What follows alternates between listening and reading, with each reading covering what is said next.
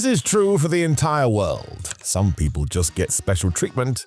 It can be very frustrating. In wrestling, such individuals are usually those who are drawing crowds and making money, so you have the double-edged sword. The success sometimes makes humans feel invincible, can do whatever they want. Thankfully, most folk go through a maturing process, but it can take a while. So I am Simon Miller, and let's look at some WWE superstars who did indeed benefit. Number 10, Randy Orton. So Randy Orton will be the first guy to admit this. He was quite the explosive entity in his younger days. Cody Rhodes even told a story where Randy ripped a urinal from a bathroom wall. I mean, why wouldn't you do that? Orton would also haze other wrestlers constantly, and even John Cena said old Randy was a bit of a dick. That is a quote from various WWE documentaries. It certainly seems like management gave him a lot of rope though, because yeah, in the ring he was ahead of the curve and clearly great at what he did. Therefore, whereas other wrestlers may have been shown the door, Orton was given a lot of chances. Again, Randy knows this. New Randy Orton is a very wise and inspiring dude. I suppose the most important part of this tale is that he did change, he did learn, he did educate himself, to use a very 2025 term. It's what human beings should do as we make our way through life. I shall apologize. This has become way too deep for a wrestling video. Number 9, John Cena. Let us go back to the title of this video. Preferential treatment. Doesn't necessarily mean somebody is acting out and getting away with it. It could be what's happening within the squared circle. Because let's face it, John Cena was great. As soon as he became the rapper, fans saw it, and the rise was one of a kind. 99% of other wrestlers wouldn't have been able to sustain it, but Cena was the guy. When we had sailed into this run though, we all know the deal. Audiences went crazy. Half the crowd just wanted to see John win, whereas the rest could not stand it. It even became a meme. Cena wins lol. He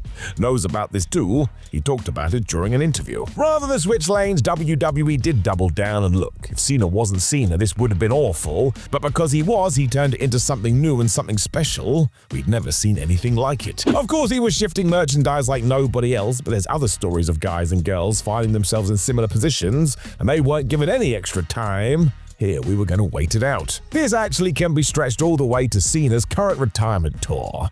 Not everybody is going to be given that opportunity, but again, if anybody has earned it, it's John. The man gave so much to the business, and now he's getting it back. Talk about deserving your special treatment. He is one of a kind. Number 8, Hulk Hogan. I mean, there's so many examples, but as above, if you go back to the late 80s, you can't deny it. Hulk Hogan wasn't just the biggest star in wrestling, he was just a star. The crossover was crazy. Doesn't excuse his actions away from the ring or how he would be when in it, however. Let's take a look at WrestleMania 9. Hogan had been booked on that show to win the WWF Tag Team titles with good friend Brutus Beefcake, when he decided that wasn't good enough. Nope, he should just turn up after the main event, get sad at Yokozuna for defeating Bret Hart, and then challenge Yoko to a fight. Furthermore, he would become the WWE champion. That's exactly what flipping happened. We just mentioned the barber, and do you think he would have been granted such an opportunity? Of course not. He was nowhere near the draw Hogan was, but even if he had asked for something comparable to his spot, Vince McMahon would have looked at him and said no. The promotion at the time did need a kick up the rear because business was down, hence why we tried Hulk again, but by this point fans were done with it. As soon as Hogan realized, he dropped the belt and he ran away. It all just meant that at the time Hogan was able to call his shots, even when it came to the biggest prize in the game. It's crazy when you think about it. All these plans up in smoke because Hulkamania had to run wild. It was not the best idea. Number 7, China. So China earned this. You don't trailblaze without certain opportunities, and yeah, don't forget this was the late 90s, and she had gotten so much momentum the 9th wonder of the world got to tangle with the guys. She was in the Royal Rumble, she won the IC title. It was actually kind of incredible. Chris Jericho has even told a story where he got chewed out by Vince McMahon for hitting her too hard during a match, so sure, that's special treatment. If Jericho had said the reverse, the locker room would have told him to grow up. It was an interesting time. We did hit a bit of a wall because before long, WWE needed China back in the women's division, but that wasn't what the real-life Joni Laura wanted. Can understand that. When you've eaten at the table you want, you don't want to go eat elsewhere. Or something. It all came to a head when China felt like she should be on a Steve Austin level deal. That was just never gonna happen.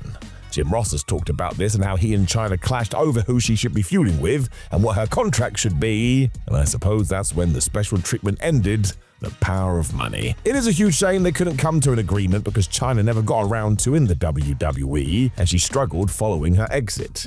She also passed away way too soon. But as we are here, let's just remember she did open the door. No one had ever done what Chyna went and did. Number 6, Triple H. So this is a tough one to talk about. At the time, anybody who wasn't a fan of Triple H would use the boss's daughter defense. He had married Stephanie McMahon. Of course, he was going to get a push. I find it most unfair. While I'm sure there were benefits, it's like anything in life. There would be aspects that made the WWE harder, and it also ignored the work the game was doing in the ring. I mean, go and watch 2000 and early 2001. That guy is the best heel in wrestling. You can't tell me otherwise. Well, you can. We can have a lovely debate. Given where the real life Paul Levesque was headed, he did get to attend production meetings, and yes, that resulted in some favorable situations. WrestleMania 19, for example, Booker T should have won.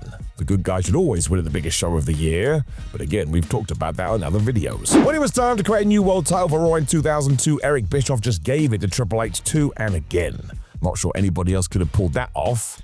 I suppose it did generate some heat, but here's the truth. Nobody wants to see a new championship just given away. You burn through a lot of stories and weeks of good TV. So I suppose this is similar to the Randy Orton situation. It's not like Triple H was bad. He was great. Just given his pathway, well, he created a lot of asterisks. Number 5, Charlotte Flair. For me, overall, Charlotte Flair gets a bad rap. Whatever her history, she is so good in the ring. WWE would be mad not to push her. She most definitely gets it. As we've already talked about though, her last name is Flair, and that's been of huge benefit. You see it in wrestling, music, movies, Nepo babies, I believe we're calling it online. It's not like everybody wouldn't take advantage of this if they could. WrestleMania 35 was a big example of this when fans wanted Ronda Rousey versus Becky Lynch, and yes, instead we got a three-way with Charlotte. You could argue it was a smart way to go given Ronda would be more protected, but this is WrestleMania we're talking about. The singles main event always has more gravitas. It also ties into the many attempts to try to make Flair a babyface, and it's never really worked. We attempt it regardless due to the above, but look, she's just better as a heel, and Charlotte's so good in the ring, being arrogant with that just works. It feels like WWE is finally going to lean into the silver spoon rhetoric, and I do hope so. Feels like we've never truly embraced it, and Flair doesn't really have anything humble about her. I think it could be tremendous fun. But yes, look, when you do get born into wrestling royalty, there are going to be some certain perks that come with that. Be stupid to say otherwise. Number 4, Lex Luger. Lex Luger does not get the respect he's due. Go and watch any WCW title win. The fans lose their minds. They love this guy. He wasn't just a body. At the same time, having one of the best physiques ever certainly helped Luger, and not just because wrestling is an aesthetic business. In 1992, Vince McMahon was so enamored, he signed an injured Lex to his World Bodybuilding Federation. That's right, he was going to pay Luger more money than most of his wrestling stars to sit around, train, and pose. I do believe they call that the dream. McMahon didn't even want to use Lex as a wrestler, until of course the WBF didn't take off. From there he got the superstar treatment too. I mean, he was basically chosen to be our next Hulk Hogan. Now, of course, that was another venture that didn't take off, but as you can imagine, his peers could not believe it. Lex was given all the opportunities they were desperate for, and at least part of the reason was the size of his biceps. Before he did transition back to the ring too, Luger was able to essentially rest and get paid. You know what? Good for that guy. The schedule was just crazy, and really more of the talent should have had such time off. Would have helped them no end. The calendar was brutal. I bet fellow employees weren't best pleased when Lex got to drive around in a bus too. But let's face it, we'd all take it where we can get it. Number 3, Brock Lesnar. Here is how star power can help. In 2003, the new Brock Lesnar worked 137 matches for WWE. If you throw in the 2004 matches before he left the company, the total was 155. So, moving on, guess how many bouts Brock has had ever since? That's right, 79. That's not per year either. Since he returned in 2012 until he exited in 2023, we didn't even hit the 80 mark. For those who don't want to do the maths, that is 7.1 matches every 12 months. Good grief. This is of course because when Lesnar returned to WWE, he was a megastar. He'd won the UFC Heavyweight Championship, so he didn't want a full schedule, and basically was allowed to decide how he wanted to be used. Everybody wants that deal. For ages, Brock felt like the biggest special attraction. Lesnar would even get pay-per-view shifted when he fancied working somebody else, which is why AJ Styles got the WWE title from Jinder Mahal in 2017, and the term part-timer came up a lot. Became a whole talking point, even more so because Brock was the champion for ages, so in that sense, obviously, you have to turn up to lose the belt. He was also earning more than anybody else on the roster, and that's sort of amazing, and once again the dream. You work less, but get paid more. Only a few are ever going to get that. And of course, Lesnar and Paul Heyman were calling a lot of their own plays. This really does have to become the new bar if you want to call yourself a superstar. Number 2, The Rock. This one stands to reason. The WWE needs Dwayne Johnson more than he needs them. The Rock is quite literally one of the biggest celebrities on the planet. He also owns part of the company, so as we saw in 2024, he will say and do whatever he wants. We've also tied that into the storyline, but it's still true. Do you think anybody else can say off is the direction you should flub and get away with it? Absolutely not. He also worked in blood for his Cody feud, which was awesome. And if a segment does go long, you better restructure the rest of the show as much as you can. This actually caused some issues within WWE because other wrestlers started to F and blind, and they were told pretty quickly, yeah, you're not allowed to do that. So I can understand you should set the example, but at the same time, those Rock Instagram promos were all-time stuff. This one really should be in its own box. It's almost not about Mr. Johnson.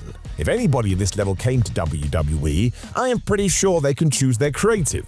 You're gonna tell Matt Damon what to do? I doubt it. This is even more intense because The Rock knows the deal to begin with. He's been in the industry. He also shows up whenever he chooses, which must be nice. Do you remember Bad Blood?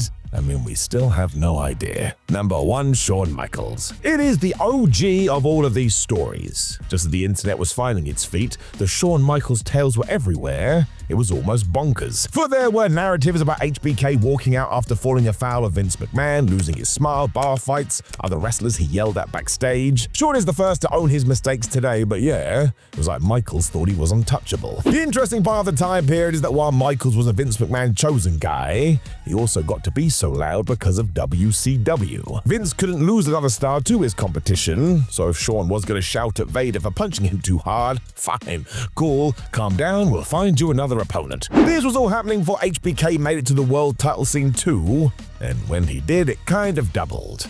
I think he knew he was one talented SOB, as did everybody around him. And was he going to go about his business quietly? No, he was not. These anecdotes could go on for days, but essentially, the Michaels we see today is a very, very different person. Do you know of any other wrestlers that got star treatments? Well, you can let us know by dropping a comment below before you like the video, share the video, and subscribe. You can also click the video on the screen to get even more wrestling facts in your brain, but otherwise, you take care, my friends, and I will speak to you again soon.